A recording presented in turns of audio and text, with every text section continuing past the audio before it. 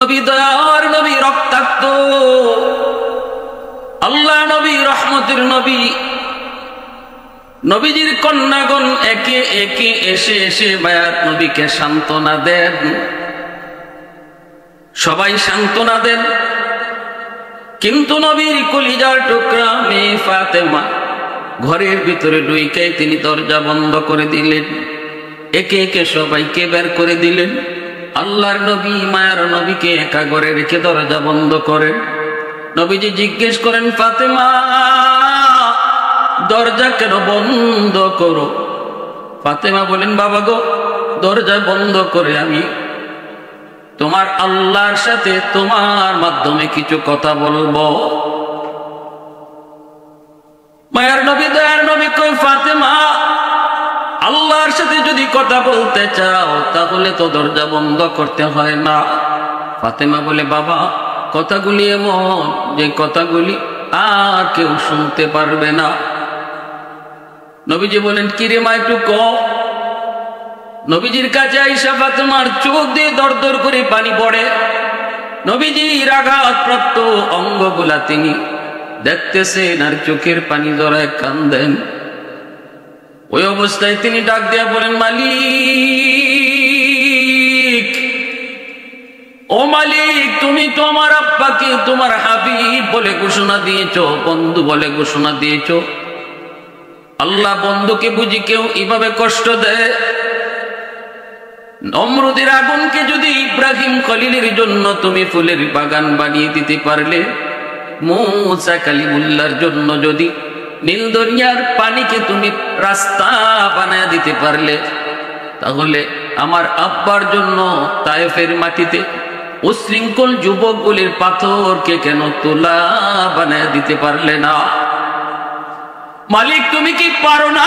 পারো না কেন? কেন তোমার কাছে আমার প্রশ্ন, আমার বাবা রক্তে দেহ কেন লাল? কেন আজকে আমার বাবা আঘাত প্রাপ্ত?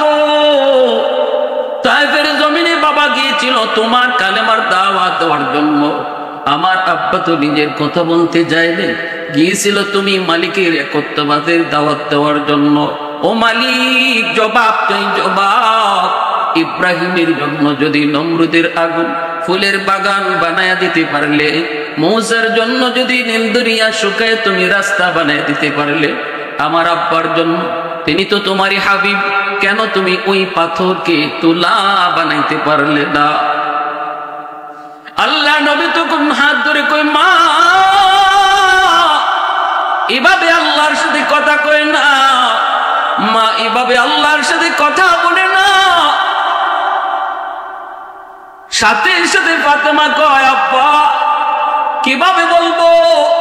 বাবা গো, মনরে বুঝাইতে পারি না, তুমি তো আমার আব্বু, আমি তো তোমার মেয়ে, কেমন করে আমি তোমার এই আঘাত সহ্য করব? ও বাবা, বাবার দরদ তুমি কি বুঝো? তুমি তো বাবার দরদ বুঝো না, জন্মের আগেই বাবা হারাইছো। আর তোমার আল্লাহ তো বাবাই নাই, তোমার আল্লাহর তো মাও নাই। ও বাবা, তুমিও তো বাবার দরদ বুঝো না, তোমার আল্লাহ তো বাপ মা নাই, বাপ মার দরদ কেমন বুঝবে? দরদ তো বুঝে ফাতেমা, কারণ ফাতেমার বাবার এই অবস্থা ফাতেমা নিজের চোখে দেখতেছে। কেমন করে সইব বাবা গো, কেমন করে সইব? নবীজির চোখ থেকে দর দর করে পানি পড়ে, ফাতেমা কান্দে। নবীজি আবারও আদর করে কয়, মা এইভাবে কইস না, মা এইভাবে কয় না, এইভাবে কয় না। ফাতেমা তখন চোখের পানি মুছে পানিটা গরম করেন। নবীজির আঘাতপ্রাপ্ত জায়গাগুলি গরম পানি দিয়া কাপড় ভিজে ভিজে ফাতেমা তিনি চেক দিতেছেন। আল্লাহর নবী কিছুটা আরাম পান, আরাম পান। ফাতেমা বীর আল্লাহর কাছে কান্দে আর কই, মালিক, ও মালিক তুমি রাগ করো না, আল্লাহ তুমি আমার উপর গুসা করো না। আল্লাহ মনকে বুঝাইতে পারি নাই, আমার এভাবে কথা বলা উচিত হয় নাই। আল্লাহ তুমি আমাকে ক্ষমা করো, আল্লাহ তুমি আমার আব্বারে তুমি আরাম দাও। এই বলে যখন তিনি সেবা করতেছেন, নবীজির মাতা মুবারক খাতুনে জান্নাতের কোলের মধ্যে নবীজি আরাম পাইতেছেন, খাতুনে জান্নাত তিনি আরাম দিতেছেন। সেবা করতেছেন। এর ভিতরে দুই জাহানের বাদশা রাহমাতুল লিল আলামিন নবীজির ঘুম এসে গেল। আল্লাহর নবী একটু আরাম পাওয়ার কারণে ঘুম এসে গেল। নবীজি চোখ লাগা মাত্রই স্বপ্নে দেখেন নবীজির মাথার পাশে দুঃখিনী মা আমেনা বসা আছেন গো, আর নবী তার মায়ের কোলেই মাথাটা রেখে আছেন। মা আমেনা নবীকে সেবা করতেছেন, সান্ত্বনা দিতেছেন। মূলত নবীজি মাথা রাখছেন কলিজার টুকরা মেয়ে ফাতেমার কোলে, কিন্তু স্বপ্নে দেখেন স্বপ্ন যুগে মা আমেনা তিনি নবী মাথাটা কোলে রাইখা সেবা করেন। ওই অবস্থায় নবীজি সাথে সাথে মাকে পেয়ে আর দেরি করলেন না, সাথে সাথে মার হাতটা ধরে বলতেছেন, মা গো, ও মা, 6 বছর বয়সে তোমাকে মক্কা মদিনার রাস্তা আবুয়া নামক জায়গায় হারাইছি। সেদিন থেকে আর কোনোদিন মা বলে ডাকতে পারি নাই। মা গো মা, সেদিন থেকে আমি আর কোনোদিন মা বলে ডাকতে পারি নাই। মা, আজ অনেকদিন পরে তোমাকে পেয়েছি, আজ আমি তোমাকে যেতে দেব না। মায়ার নবী দয়ার নবী জন্মের আগে নবী বাবা হারাইছেন, 6 বছর বয়সে মাকে হারাইছেন। আব্বু আব্বু বলে ডাকেন, মা আমার আব্বু কত বাবা তার সন্তানকে কপালে চুমু দেয়, আদর করে। এই দৃশ্যগুলি যখন আমি দেখি গো, আমি আর নিজেকে সামলায় রাখতে পারি না, অঝোর দাঁড়ায়, চোখে অশ্রু ঝরে। শুধু চিন্তা করি, আজ যদি আমার আব্বা দুনিয়া থাকতেন, আমার আব্বু তো আমাকে এইভাবে আদর করতেন। মা, আমার আব্বা কোথায়, আব্বা কোথায়? নবীজির আম্মা তখন নবীজির দাদা আব্দুল মুত্তালিবকে বলতেছেন, বাবা গো, আপনার নাতি শুধু আব্বা আব্বা করে। নবীজির দাদা আব্দুল মুত্তালিব তখন বলতেছেন, মার যাও, আমার নাতিটাকে লইয়া মদিনায় যাও, যেখানে বাবার কবর কানা অন্তত দেখায় নিয়ে আসো। নবীজির আম্মা রওনা দিয়া দিছেন, সাথে দিছেন উম্মে আয়মন বাদিকে। মদিনায় গেলেন, নবীজির বাবার কবর, আব্দুল্লাহর কবর। মা যখন আঙ্গুল দিয়ে ইশারা দিয়ে দেখায় দেয়, বাবা মুহাম্মদ, এই যে তোমার আব্বুর কবর। শিশু নবী বাবার কবরে কাছে দেয়া, কবরের উপরে নিজের চিত হয়ে শুইয়া, বাবাকে যেভাবে সন্তান বাবার উপরে ওইটা বাবার গলা জড়ায় রাখে গো, এইভাবে দয়ার নবী কবরের উপরের মাটিতে যেন বাবাকে বুকে জড়ায় কান্দেন আর বলতেছেন, আব্বু, পৃথিবীতে জন্মের পর আজও পর্যন্ত আব্বু বলে ডাকতে পারি নাই। বাবা ডাকের ভিতরে কত মজা আমি নবী তা জানি না, আমি মুহাম্মদ তা জানি না। চোখের সামনে আমার বন্ধুদেরকে বাবা আদর করে, চুমু খায়। সন্ধ্যা হয়ে গেলে পরে বাবা সন্তানের খুঁজে বের হয়, কিন্তু আজও পর্যন্ত তুমি আমাকে কোনোদিন নিতে আসলা না। আব্বু, আমি আমার মনকে কেমনে বুঝাই। এই বইলা যখন দয়ার নবী এনিয়ে বিনিয়ে কাঁদতেছেন, কয়েকজন ইহুদি নবীর কান্না দেইকা তারাও কান্না শুরু করলো। ইহুদি একজন পাদ্রী, সে তাওরাত কিতাবের পণ্ডিত ছিল। নবীজির কান্না দেইকা এবং নবীজির চেহারা দেইকা, নবীর লক্ষণগুলি দেইকা ইহুদি পণ্ডিত চিনে ফেলেছে, এই বালক তো মুহাম্মদ, মনে হয় আখির নবী। সাথে সাথে ডাক দিয়া বলতেছে, মা গো, এই বাচ্চা বুঝি তোমার? নবীজির আম্মা কান্দেন আর চোখের পানি মুছে বলেন, হ। ইহুদি পণ্ডিত কয়, বাচ্চার নাম মুহাম্মদ, তোমার নাম আমেনা। আর কবরে যে শুয়ে আছে গো, এই কবরের মানুষটা হলো তার বাবা, নাম হলো আব্দুল্লাহ। নবীজির আম্মা আমেনা অবাক হয়ে গেলেন, কেমন করে আপনি জানেন আমার নাম আমেনা, আমার সন্তানের নাম মুহাম্মদ, বাবার নাম আব্দুল্লাহ কেমন করে জানেন? ইহুদি পণ্ডিত কয়, মা, আমি তাওরাত কিতাবের একজন পণ্ডিত। তাওরাত কিতাবের ভিতরে আখির জামানার নবী কখন আসবেন, কোন সময় আসবেন, কখন মদিনায় আসবেন, বাবার নাম কি হবে, মার নাম কি হবে, চেহারাটা কেমন হবে, তার লক্ষণ কি হবে, সবগুলি আমি যখন মিলাইলাম, একে একে সবগুলি মুহাম্মদের সাথে মিলে গেল। এজন্য আমি চিনে ফেলেছি গো মা, আর দেরি করো না, মদিনার আবহাওয়া ভালো না, এখানে কিন্তু তার ক্ষতি হতে পারে, দ্রুত তোমরা মক্কায় চলে যাও। আল্লাহর নবীকে লইয়া নবীর মা আমেনা নবীকে নিয়ে তিনি আবার রওনা দিয়া দিছেন। সাথে উম্মে আয়মন। মক্কা মদিনার মাঝামাঝি রাস্তা বোয়া, যেখানে কোনো মানুষ নাই, ঘর নাই, বাড়ি নাই, এমন এক জায়গায় আসা মাত্রই রাত শেষ রাতের দিকে নবীর মা আমিনা তিনি অসুস্থ হয়ে পড়লেন। প্রচন্ড জোর, মুহূর্তের ভিতরে তিনি আর পা চলে না, মুহূর্তের ভিতরে আর সামনে যেতে পারেন না, জায়গায় তিনি ইবাদতকারী, আল্লাহ আমাকে হেফাজত করবেন। আম্মাজান বড় চিন্তায় আল্লাহ পাকের মুখাপেক্ষী হয়ে তিনি আল্লাহর কাছে চাইতেছেন। হঠাৎ করে তিনি ঘরে দেখতে পেলেন পুরো ঘরটা আলোকিত হয়ে গেছে। তাকায় দেখেন চারজন মহিলা, এত সুন্দর, এত রূপবতী, এত গুণবতী চারজন, তাদের রূপে, তাদের সৌন্দর্যে পুরা ঘরটা আলোকিত হয়ে গেল। আম্মাজান তাদেরকে দেখেই জিজ্ঞেস করেন, আপনারা কে গো? ওই বিপদের সময় আপনারা কোত্থেকে আসলেন, যেখানে আমার আপন বলতে কেউ আসলো না? আপনারা কারা? আপনাদেরকে খবরই বা দিল কে? কে আপনাদেরকে পাঠাইলো আমার বিপদে? একজন পরিচয় দিয়া বলতেছে, খাদিজা ডরায়ও না, ভয় পেও না, অস্থির হও না, বিপদে যারে ডাকছো তিনি আমাদেরকে পাঠাইছে।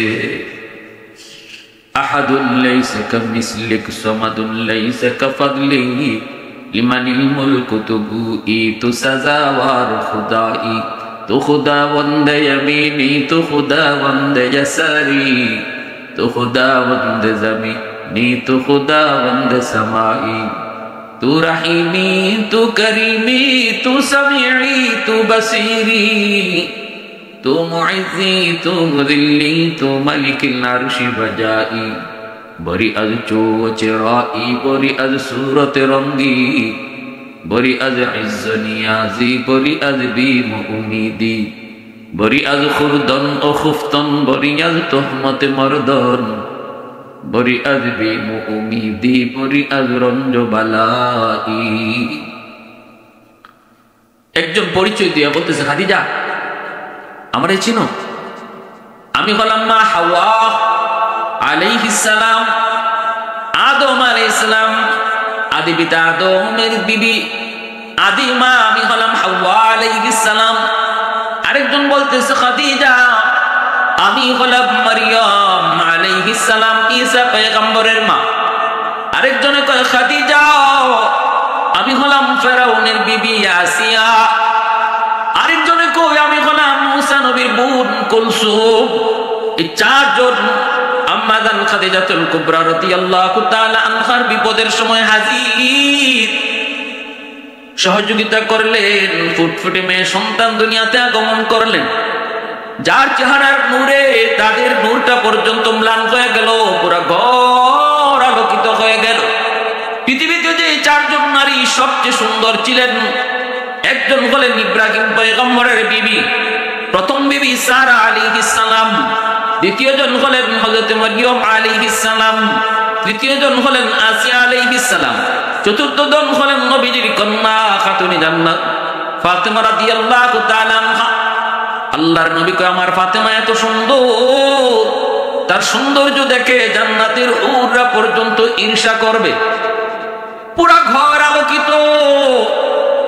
মায়ার নবী, দয়ার নবী সুসংবাদ পেয়ে দৌড়ে আসলেন। নবীজি দেখে আনন্দিত, কুলে তুললেন। প্রশংসা তো জিব্রাইল আগেই করে গেছেন যে আবেদা সালেহা, জগতের মুসলিম জাহানের সমস্ত নারীদের জন্য যিনি হবেন মডেল, যিনি হবেন আদর্শ নারী। নবীজি আদর করে নাম রাখলেন ফাতেমা, আরেকটা নাম নবী রাখলেন জোহরা। জোহরা শব্দের অর্থ হলো ফুলের কলি। ফুলের কলির মতোই ছিলেন তিনি সুন্দর। ভাইরা বন্ধুরা, এইভাবে খাতুনে জান্নাত ফাতেমা রাদিয়াল্লাহু তাআলা আনহা মার আদর, বাবার আদর পেয়ে পেয়ে তিনি আস্তে আস্তে বড় হন। ভাইরা বন্ধুরা, যখন ছোট্ট বালিকা খাতুনে জান্নাত ফাতেমা রাদিয়াল্লাহু তাআলা আনহা শিশুদের সাথে খুব বেশি মিশতেন না, বাচ্চাদের মতো দুষ্টামিও করতেন না, অত্যন্ত গুরুগম্ভীর ছিলেন। ছোটকাল থেকেই কি যেন ভাবতেন, যেন আল্লাহর নবীর শিশুকালটা আর খাতুনে জান্নাত ফাতেমার শিশুকালটা এক সেম। নবীজির ভিতরে যত গুণ ফাতেমার ভিতরে ছিল তত গুণ। আল্লাহু আকবার বলে কর। এত সুন্দর গুণাবলী নিয়ে তিনি আস্তে আস্তে বড় হন, মার কাছে বেশি টাইম থাকেন, মার ইবাদত বন্দেগী দেখেন, শিখেন। মা যদি দিনদার হয়, মা যদি নামাজি হয়, সন্তান নামাজি হয়। মা যদি পর্দানিশীন হয়, মেয়েটাও পর্দানিশীন হয়। মা যদি কোরআন তেলাওয়াত করে, সন্তানও কোরআন তেলাওয়াত করে। ঘরের পরিবেশে মা বাবার কাছ থেকে সন্তান যা দেখে, যা শুনে, তাই কিন্তু শিখে। ঘরটা হলো সন্তানের জীবনের সর্বপ্রথম বিদ্যালয়, মা বাবা হলো তার জীবনের সর্বপ্রথম উস্তাদ। এজন্য বাবার চেয়ে মার গুরুত্বটা আরো বেশি, কারণ মার আমলটা সন্তানের উপরে বেশি আসর করে। পেটে ছিল মার, এখানেও মার আমলের আসর পেটে সন্তানের উপরে যায় পড়ে। দুধ খাওয়ানোর সময়ও মার দুধ খায়, ওই সময়ও মার আমলের আসর সন্তানের উপরে পড়ে। তারপরে ঘরের ভিতরে যতদিন থাকে বাচ্চা, বাবার চেয়ে মাকে বেশি টাইম দেখে। মা যদি নামাজ পড়ে, এটা দেখে দেখে সন্তানও নামাজ শিখে। মা যদি পর্দা করে, মাথায় কাপড় দেয়, ছোট বাচ্চাটাও মাথায় কাপড় দেওয়া শিখে। দেখবেন মা নামাজে দাঁড়াইলে শিশুটাও মার সাথে নামাজে দাঁড়ায়। আম্মা জান খাদিজাতুল কুবরা রাদিয়াল্লাহু তাআলা আনহা, আমার নবীর কলিজার টুকরা বিবি, আমার নবী মায়ের নবীর প্রিয়তমা স্ত্রী, যার জীবদ্দশায় রাসূল আর কোনো বিয়ে করেন নাই। নবীজির সন্তান 4 জন মেয়ে সন্তান আর 3 জন ছেলে সন্তান, 7 জনই হয়েছেন আম্মা জান খাদিজাতুল কুবরা রাদিয়াল্লাহু তাআলা আনহার গর্ভ থেকে। শুধুমাত্র একজন ছেলে ইব্রাহিম, তিনি হয়েছিলেন আম্মা জান মারিয়া কিপ্তিয়ার গর্ভ থেকে।